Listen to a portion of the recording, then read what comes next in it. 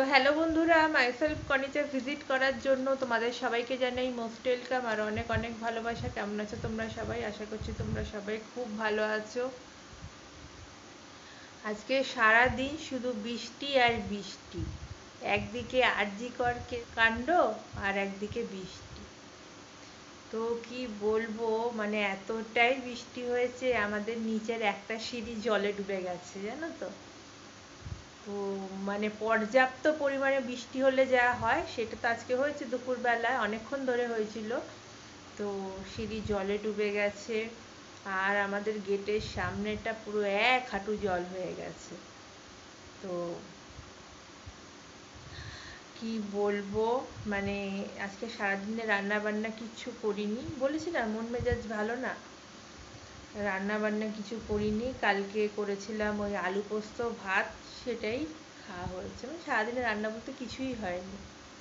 আর বাটিতে অল্প একটুখানি ছোলা ভিজিয়েছিলাম, কাঁচা ছোলা, সেইটা আর ইচ্ছা করছে না যে ওইটা একটু ইয়ে করে মশলা টশলা দিয়ে মাখিয়ে সিদ্ধ করে ওই পাতিলেবুর রস দিয়ে খাই, ইচ্ছা করছে না।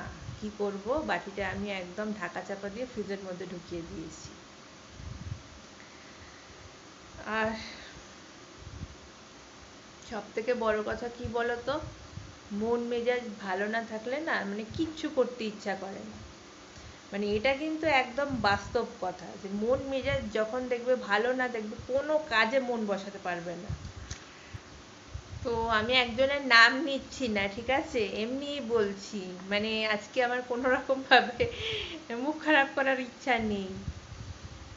তো একজন আমাকে ফোনে বলছে যে, মানে প্রশ্ন করছে, এরকম শোনা শোনা করে বলছে, ঠিক আছে, শোনা শোনা করে বলছে যে মানে কাজে আমি যাচ্ছি কিনা।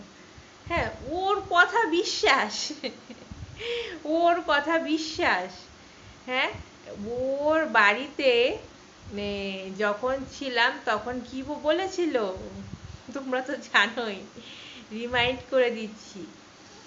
হ্যাঁ, বলেছিল যে 6টার সময় ও যদি যেতে চায় তাহলে ওকে বাড়ি পাঠাবার ব্যবস্থা করতে হবে। হ্যাঁ, তখন মানে 2010 সালের ডিসেম্বরের কথা বলছি। হ্যাঁ, ও নাকি আমাকে ডেকেছিল, ও নাকি আমাকে দেখার জন্য আর্তনাদ ছটফট করছিল। হ্যাঁ, তো ও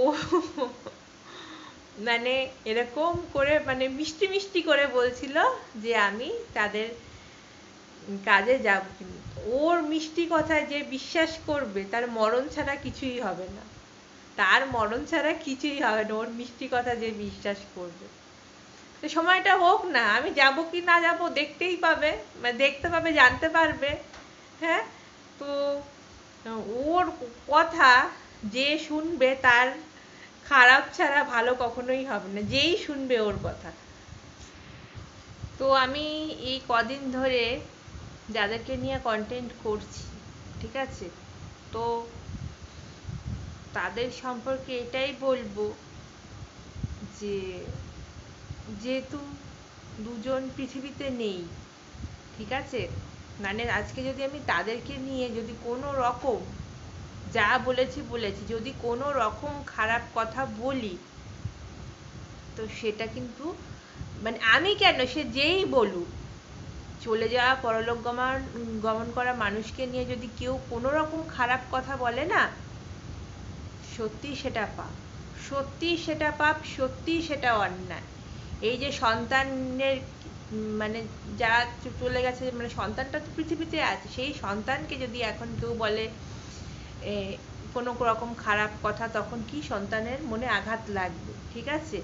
তো সেই আঘাতটাই কিন্তু পাপ হিসাবে তার মানে ক্ষতি তারই হবে, সে যেই বলুক না কেন, ঠিক আছে। এখন একটাই কথা, যারা চলে গেছে তাদের আত্মাটা যেন শান্তি পায়, তাদের আশীর্বাদ যেন মেয়ের সঙ্গে সারাটা জীবন থাকে। তো আমি যেহেতু একটা বিষয় নিয়ে অলরেডি কথা বলে ফেলেছি, সেজন্য আমাকে একটুখানি আসতে হলো, নাহলে আজকের ভিডিওটা খুব ছোটই যাচ্ছিল।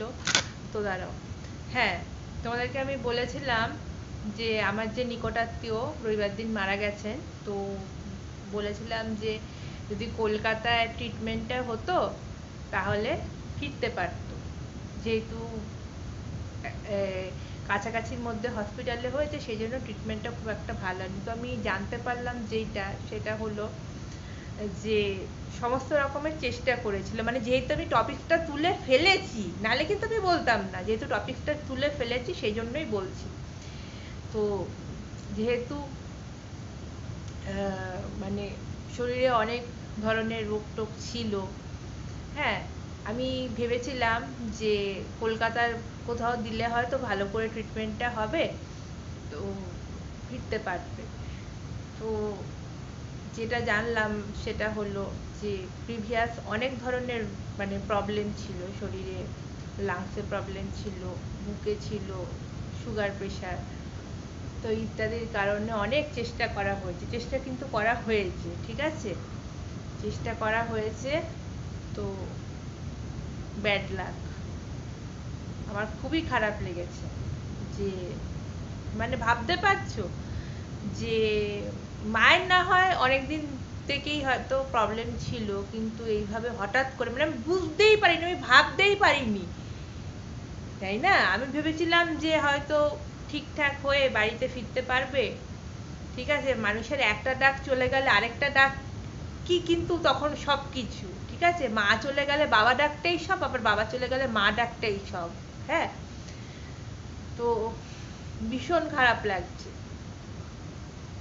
ভীষণ খারাপ লাগছে। তো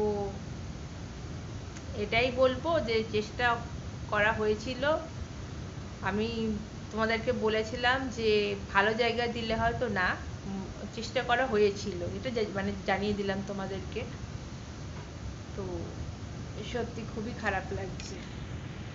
আমি আগেও বলেছি, এখনো বলছি, সেই দুইজন মানুষকে নিয়ে কোনো রকম খারাপ কথা, আবারও বলছি, কোনো রকম খারাপ কথা আলোচনা আমার কোনো ভিডিওতে পাবে না। তার বাবাকে নিয়ে তো আমি কোনো কথা কোনোদিনও বলিনি, হ্যাঁ।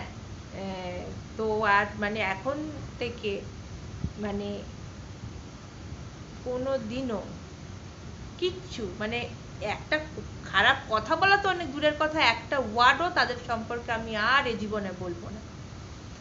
তো মেয়েকে নিয়ে কোনো খারাপ কথা বলিনি, মেয়ে সবসময় কাজ নিয়ে থাকে, ঠিক আছে, জব করে, মেয়ে সবসময় বিজি, তো মেয়েকে নিয়েও কোনো কথা বলিনি, বাবাকে নিয়েও কোনো কথা বলিনি, যা বলেছিলাম মাকে, তো যেটা হয়ে গেছে হয়ে গেছে। আমি আবারও কথা দিচ্ছি, তাদের পরিবার সম্পর্কে মানে তাদের তিনজন সম্পর্কে, তাদের তিনজন স্পেসিফিক করে বলছি, কিন্তু তাদের তিনজন, মেয়েকে নিয়েও কোনোদিনও কথা বলিনি, আর যারা চলে গেছে এ জীবনে আমার মুখ থেকে কোনো দিনও কোনো খারাপ কথা বেরোবে না, ব্যাস, এটা আমি আবারও মানে রিমাইন্ডার করে দিলাম। তো চলো বন্ধুরা, তোমরা সবাই সুস্থ থেকো, ভালো থেকো, দেখা হবে আবারও একটা নতুন ভিডিওর সাথে, ঠিক আছে, চলো টাটা। আর একটা সবশেষে আমি এমনি একটা কথা বলছি, মানে এটা কিন্তু পার্টিকুলার কাউকে নয়, তো মানুষের কথাতে না সেরকম ভাবে, হ্যাঁ, কথা কেউ যদি খারাপ কথা বলে সেই কথা কিন্তু শুনতে খারাপ লাগে, কানে বাজে, ঠিক আছে, অন্তরে আঘাত লাগে কেউ যদি কারোর সম্পর্কে খারাপ কথা বলে। তো মানুষের কথায় না কিচ্ছু হয় না, ঠিক আছে, হ্যাঁ, আমি যদি কাউকে অভিশাপ দিই বা খারাপ, অন্তরে তার ব্যথা লাগে, কিন্তু তার অভিশাপটা আমার জীবনে খুলে যাবে সেটা কিন্তু একদমই নয়, সেটা কিন্তু একদমই নয়। আবার কথা হচ্ছে যে কোনো মানুষকে অন্তরে আঘাত দিয়ে উল্টো সিধা কথা বলা কাউরই উচিত না, স্পেসিফিক করে কিন্তু কাউকে বলছি না, কাউরই উচিত না, সে যেই হোক না কেন। তো আমি যেই কথাগুলো বলে ফেলেছি আমার মানে একটা আফসোসের জায়গা, সেগুলো খুব আফসোসের জায়গা, এখন মনে হচ্ছে যে কেন বলেছিলাম, মানে যে চলে গেছে সে তো আর কোনোদিনও ফিরবে না, এই আফসোসটা কিন্তু আমার মধ্যে এখন কিন্তু মানে রবিবারের পর থেকে কিন্তু এই আফসোসটা আমার কিন্তু হচ্ছে, ঠিক আছে, যে চলে গেছে তাকে নিয়ে আমি কেন প্রিভিয়াস ভিডিওগুলো মানে প্রিভিয়াস খারাপ কথা বলেছিলাম, সেই আক্ষেপটা কিন্তু আমার মধ্যে আফসোসটা কিন্তু খুব হচ্ছে, মানে রবিবারের পর থেকে। তো আমি এমন কোনো কাজ করব না, আমি আমার জীবনে এমন কোনো কাজ করব না যাতে কিনা সেটা আমার নিজের পক্ষেই ক্ষতিকারক, এমন কোনো কাজ করব না। নিজের ভুলটা নিজে বুঝতে পেরেছি, হ্যাঁ, আমি সংযত হয়ে গেছি।